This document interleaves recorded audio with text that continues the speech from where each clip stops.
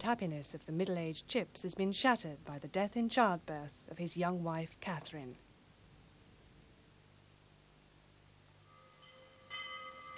Arrested, sir. Morning, sir. Lane, sir. Bradshaw, sir. Cooley, sir. Chen, sir.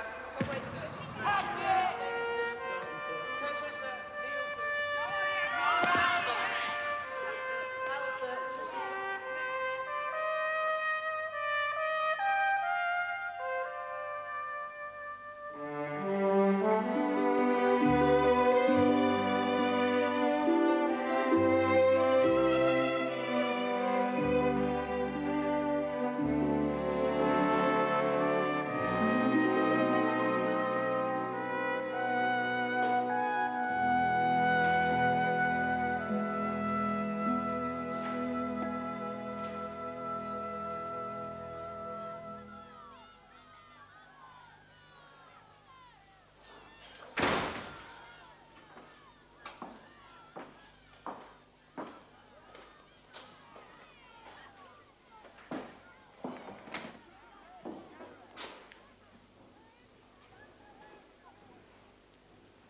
Ah, chipping.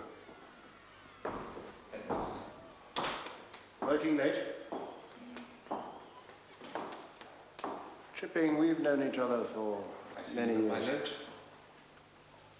You intimate you no longer wish to be housemaster of schoolhouse. 2 lines, that's all. Yes, I'm sorry. I have nothing more to say. You read this too soon, my friend. I considered it for many hours. Many painful hours, which no words of chipping. We've known each other for over 20 years. This bleak note is not enough. I should not have written so abruptly, so rudely. I want you to continue. You've done wonders here. I have. For over 20 years, I've been a good enough teacher, efficient and inspired. No better than any other. No, it was she who transformed the house. Miss Anna, how much we have to mourn. I want you to continue the work. No, sir, I haven't the heart. To teach boys is one thing, but to care for them like a father, to listen to their troubles. I'm sorry, sir. I'm sorry, too. I cannot accept this resignation. You will become calmer. Then, if you still wanted to stand, you must come and see me. I better leave you to your work. A cheerless comfort, but a help.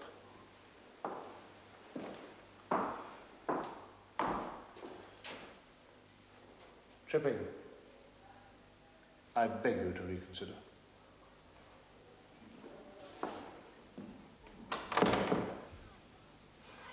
You can't give up schoolhouse, sir. I've signified my intention to do so. Schoolhouse is your life, sir. You will remain as matron. You must. Of course I shall stay. Those are my boys, sir. And yours, sir. Mine? Yes, your boys. Oh, sir, I know what you grieve for.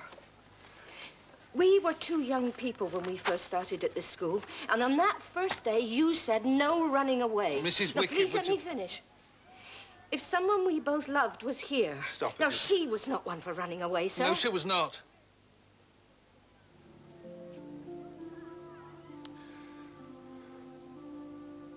All right.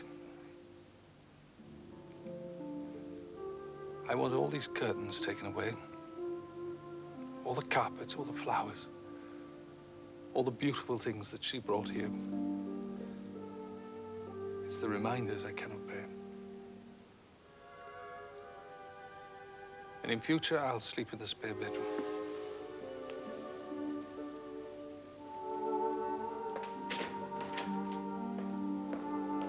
Thank you, sir. Later, I was glad I had stayed. Gradually, the work filled up the emptiness of mind and heart. In 1900, Mr. Meldrum died. He was almost 70, still in harness, signing letters when he collapsed at his desk. Ashes to ashes, dust to dust. In sure and certain hope of the resurrection to eternal life through our Lord Jesus Christ.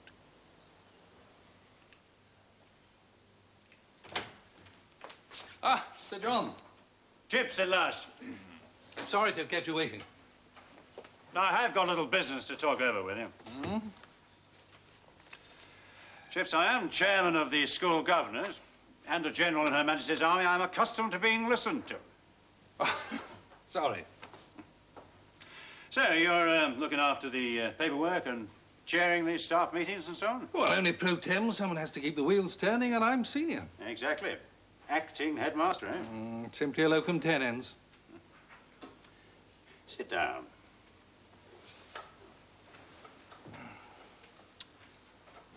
It suits you. Oh, what does?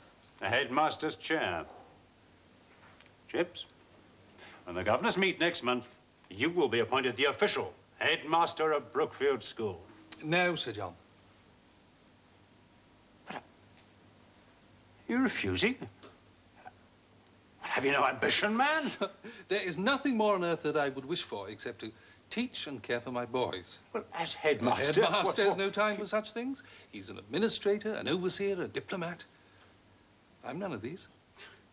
I don't understand. Truly. Chips. Devil take it, I can't miss that train. Chips, you're harder to break than a Boer commando. But we shall wear down their resistance, and I shall wear down yours.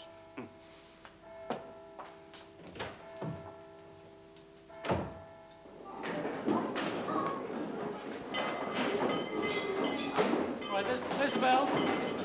Do pass your books.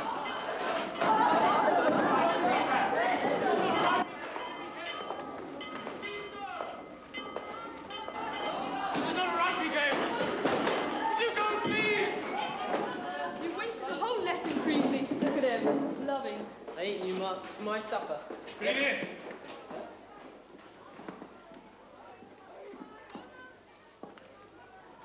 Ah. Good morning, Mr. Kemp. Good morning, sir. I'm awfully sorry, sir. You've only been here 3 days. You'll soon learn the ways of schoolmastering. You've got Creevy, haven't you? I have, sir. But I can cope with him, sir. I must do it if I'm to remain here. We haven't had a chance to talk since you arrived. Why don't you come and have supper with me tonight? Thank you, sir. After prep, say, 7:30. You are older than Creevy. You can win a battle of wits against a lout. I'll set my wits to work then, sir. Good. Till tonight, then. Sir. Thank you, sir. Come on, boys.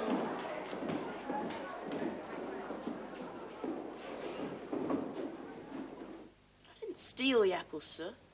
I was only scrumping. You went into Mr. Garroway's orchard and helped yourself without paying and without permission. I only took 4, sir.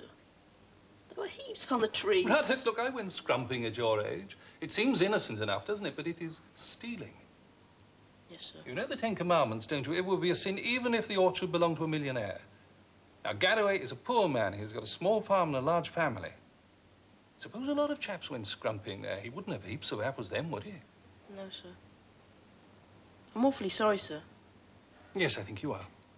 Now, go to Mr. Garroway, apologize, and pay for the apples, and we'll say no more about it. Yes, sir. Thank you, sir. All right, cut along. Next.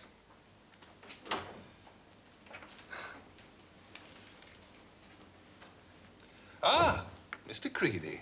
Sir? Stand up straight. So you think you can bullyrag your masters, do you? You know what I'm talking about. Mr. Kemp never said anything to me, sir. And Mr. Kemp has said nothing to me. This is a school punishment. No, Creevy, I shall not cane you. I'm not going to change my ways for you. Instead, you will translate 1 page of Book 4 of the Aeneid every night for the remainder of this term.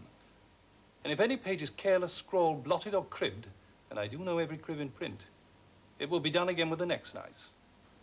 You will hand it to me every morning after chapel. And Creevy, if there's any recurrence of this misconduct, I shall expel you. Is that understood? Sir. Now go.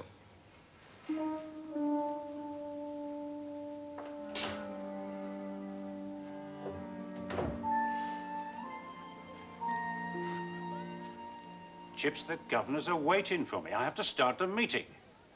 I appeal to you. Once more, allow me to nominate you for the headmastership. And once more, Sir John, I must decline, grateful though I am.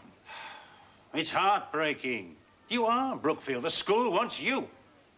Doesn't want some stranger. I hear you found a good man. Him? Oh, we called him for a second interview. We had to. The other applicants weren't worth tuppence. He'll be over there in the waiting room now. Too confident by half amongst all those empty chairs. But I'm told this Mr. Ralston has got a double first, a rugger blue, a list of formidable achievements at his last school. I'm also told he's got an imposing presence. Now, that sort of thing will impress the parents. He's your man. Well, Chips. I know when I'm beaten. Well, you better give us 30 minutes to get it all over and done with. Then come over and have a sherry with your new headmaster.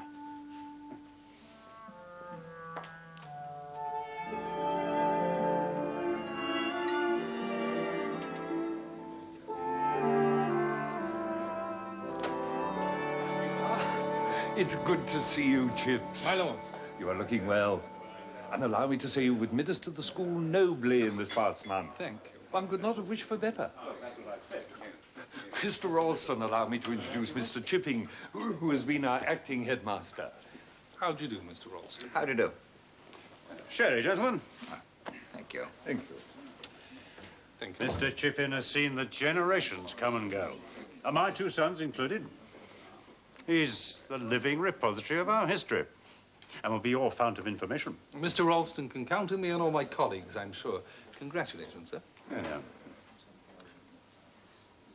I shall spend a month making my assessment of the school. At the end of it, I shall lay before the governors a list of such changes and improvements as I propose. The changes will not be too drastic, I hope. Brookfield's been here for 400 years. I am aware of its age, Mr. Chipping, and I shall cherish its traditions, but progress comes first. Ah, progress, yes. You must be getting on yourself, Mr. Chipping, since you are so long at the school. Well, I'm 52. 52, indeed. Well, that is not the end, is it? Not by a few years. My lord, will you join me? I have a question I wish to ask Lord Oxted, which I think... Yes, of course. I must confess that I found it hard to believe that Mr. Ralston was the right man to be headmaster of Brookfield. However, during the few weeks before he arrived, I decided that I ought to give him the benefit of the doubt. After all, the proof of the pudding,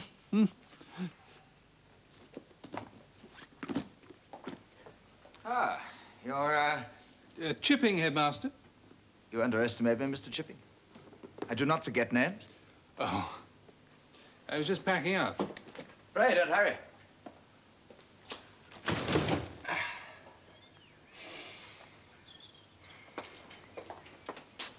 You must have become accustomed to this room. I prefer my own. Must be just a little loath to leave it. Not in the least, headmaster. I've no regrets. Man has his ambitions, has he not? Mine are long fulfilled. Oh, I'm sorry to hear that. In my experience, lack of ambition leads inexorably to lack of effort.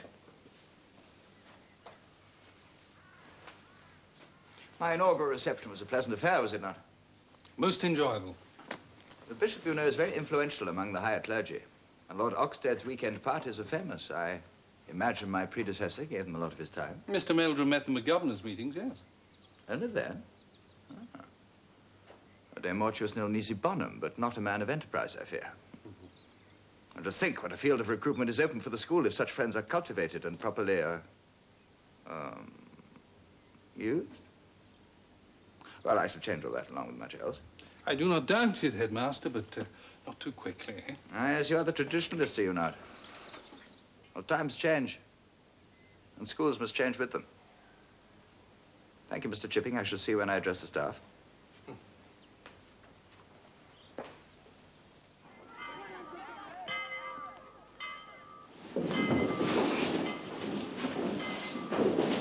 Come on, Marston.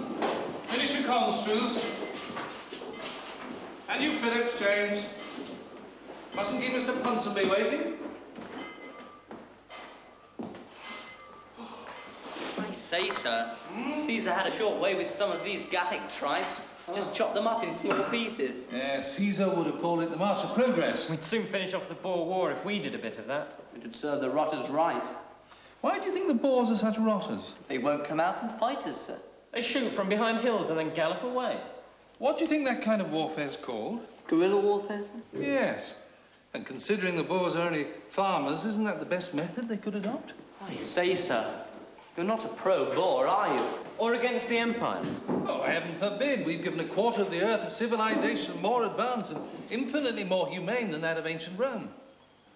And I'm very proud of the fact that many of our former pupils are in the service of the Empire. Well, then the Boers are rotters for getting in our way. You've heard of Caractacus, have you not? The ancient Britain, sir. The chief who fought against the Romans. Well, he got in the way of a great empire and its great army. Rather brave, I would say, wouldn't you? And what about Hereward the Wake? The Saxons, sir. You mean that was guerrilla warfare too, sir? Yes, against a mighty Norman army, and it's quite impressive civilization. But that's hardly the same thing, sir. Oh, I don't know. The poor old Saxons only wanted to keep their own land and live in their own way. Well, then maybe there isn't a difference between them and the Boers. You can't really mean that, sir. I might. Decide amongst yourselves. Right, cut along.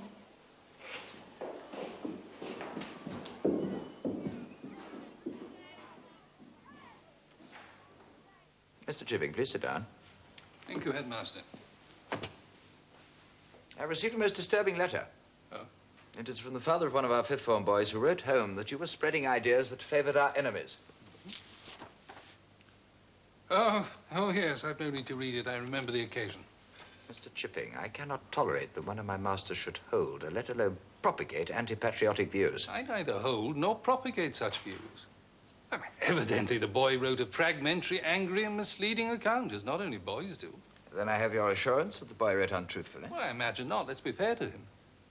I suggested that there were two sides to every case. Not when one is at war. Headmaster, you are a science man, but I'm sure you recall the verb educere. It means to lead or draw out from people their full capacities. That is education. What about a reply to this? I suggest you pass on what I've just said to you. Is there anything else? No. Mr. Chipping, you will in future confine yourself to the ancient world and leave the modern world to those who are of it. Of course. But you know, we teach ancient history that modern morals may be drawn.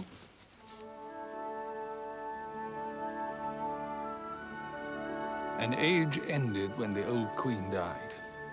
And in the years of King Edward that followed, we became used to strikes, to unemployed marches, aristocratic scandals, and a small army of women fighting like wildcats for the vote. My Catherine would have approved. At Brookfield, well, life continued peacefully. On the surface. Mr. Ralston was a live wire. He made the school more widely known, and there was a waiting list. I hope I served him loyally, but our outlooks did conflict, and we both knew it. He had rid himself of other masters, but I felt myself protected by my age and seniority. Now, come along, boys. Step forward for call over. In a line, please. You, Ainsworth, have you written to your mother?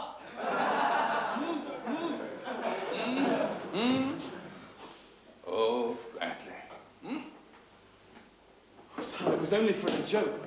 Your music hall turn would be much better if you put this on. There. On with the motley. The perfect schoolmaster. And these. I need hardly remind you that your prep should be neat as well as accurate. Bravo! Mores porum se interludendum detegunt. Quintilian, sir.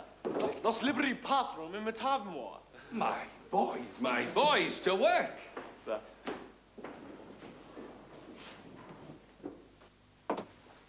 Oh, Fowler. Hot water again, eh? Headmaster, you wish to see me? Yes. Mr. Chipping, I see that you have now attained your 60th year. Indeed. Mr. Forbes was kind enough to give me a sherry party. I'm sorry you weren't able to come. I had a prior engagement. Oh. Mr. Chipping, have you ever thought you might like to retire? No, I can't say I have. Then I suggest that you do. But I don't see why I don't want to retire. In which case, things are going to be a little difficult. Difficult? Why? Since you force me to use plain words, Mr. Chipping, you shall have them.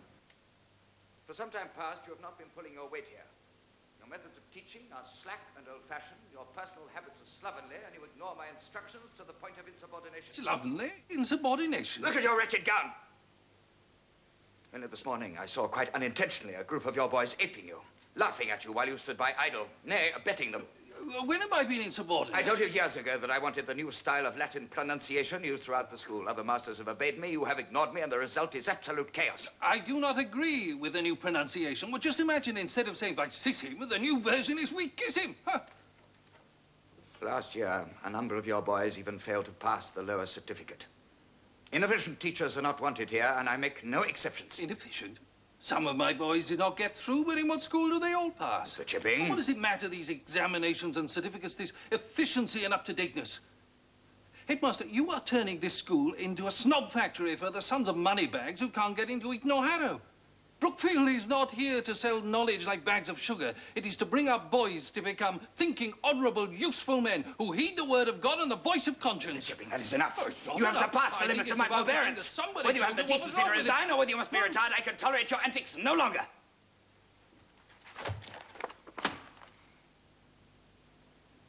If you really care so very much for Brookfield, then the sooner you remove yourself from its vicinity, the better. Sir, you can't resign. Well, I don't know what to do. Perhaps I went too far. No, you were right, sir. He's a bane in the school, that Ralston. He is the headmaster, though. Worse luck. So whatever should I do without you and the boys? It would take the heart right out of the school. It was not his talk of my resigning that hit me hardest. Well, it was his statement that I should remove myself from Brookfield. Remove myself? This is my home. It's my life. What's the racket? I've made a noise like that since my wedding night. Oh, sir, come in, quickly.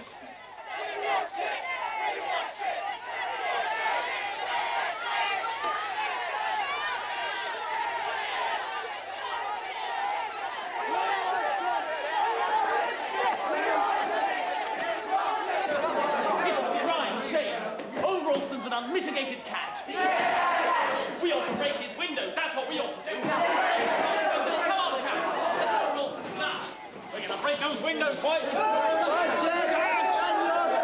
Yes, it's all of you. Go when I tell you. I'm going to write to the pater. You must do the same.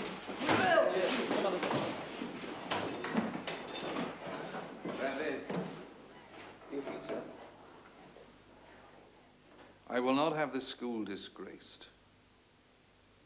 I told Ralston this was signed by every master in the school. I nearly added that he ought to clear out, the filthy slave driver.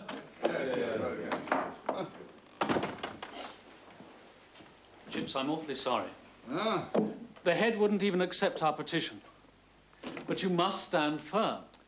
Must I? Should I? I'd rather sacrifice anything than perpetuate discord at Brookfield.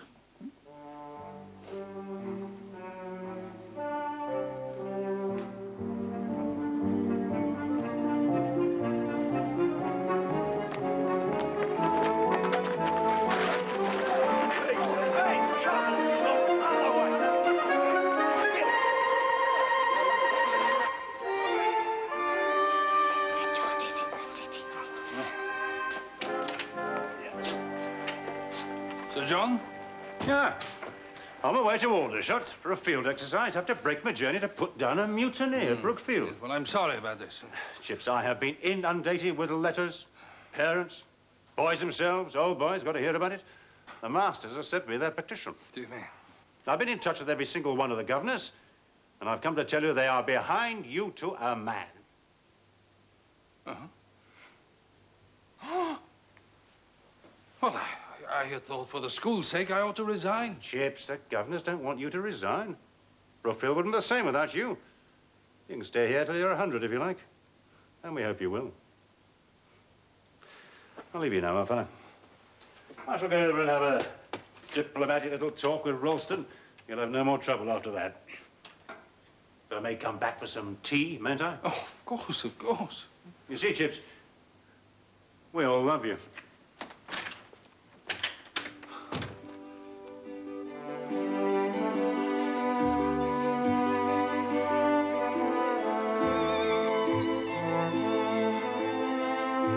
Roger.